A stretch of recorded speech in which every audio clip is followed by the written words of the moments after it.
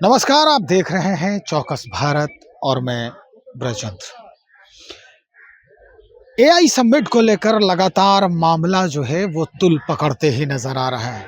अगर हम बात करें बिहार की तो कल कांग्रेस के युवा नेताओं ने इनकम टैक्स गोलंबर के पास पुतला भी जलाया और इसको लेकर नकारात्मक नारे भी लगाए गए सरकार के खिलाफ। कई मसले और भी हैं, लेकिन अब विधानसभा की शुरुआत के पहले जब पत्रकारों ने कांग्रेस के विधायक अभिषेक रंजन से बातचीत की तो कई सवालों पर कई तरह के जवाब भी सामने आने लगे।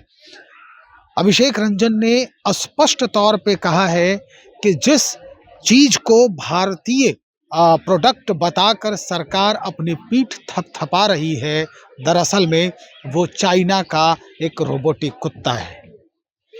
कई ऐसे तथ्यों को सामने रखा है। बिहार में बढ़ रहे अपराध और एसटीएफ के ऊपर हमला को लेकर भी उन्होंने बाकायदा जवाब दिया है।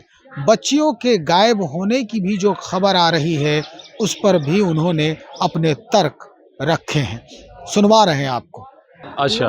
और एआई समिट में जो चीन का जो रोबोटिक कुत्ता है उसे इंडिया का बता के प्रदर्शित किया गया, इससे सरकार नंगी नहीं हुई। आज देश में जो साइंटिस्ट हैं, सोनम वांगचुक जैसे साइंटिस्ट हैं, उन्हें जेल में भरा जा रहा है और जो रेपिस्ट है उसे बेल दिया जा रहा है। वहाँ सरकार नंगी नहीं हो रही है और सरकार के लोग भी नंग धड़ंग प्रदर्शन किए हुए हैं और कभी उनके तरफ खिलाफ आपत्तिजनक और एनएसए लगाने तक का प्रयास यूपीए सरकार की तरफ से नहीं किया गया। और मेरा प्रेस के माध्यम से ये कहना है कि पैंट उतार के टीवी पर ज्ञान देने से अच्छा है कि शर्ट उतार के सरकार के तानाशाह के खिलाफ प्रदर्शन करें। गृह मंत्री जी से पूछिए, कानून का पालन कराना उनका काम है। बच्चियां भी लगातार हर जगह से बच्चियां, मेरे खुद विधानसभा क्षेत्र से एक मामला एक सप्ताह पहले आया हुआ था, 5 बच्चियां गायब।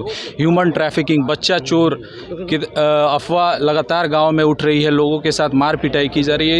इस चीज़ों के गृह मंत्रालय का जो आंकड़ा है वो क्या दर्शा रहा है, जिस पर उस दिन गृह मंत्री खुद जो संज्ञान ले रहे थे, बात कर 23,000 केस एक साल में एफआईआर रजिस्टर हो रहे हैं। और गृह मंत्री जी का कहना है कि प्रेम प्रसंग में बच्चियां भाग रहे थे, वो केसेस रजिस्टर हुए हैं। और उन्हीं के किसी सदस्य के द्वारा ये आरोप लगाया गया कि प्रशासन जो कहता है कि मौज मस्ती करने गई हुई हैं और समय बीत जाएगा तो आ जाएंगी। तो इस तरह का जो सीरियसनेस है आपको दिख रहा है। देखिए, ये पिछले वीक में भी इस तरह की चर्चा हुई थी। सत्ता पक्ष के जो विधायक है उन्होंने समीक्षा करने की बात की थी।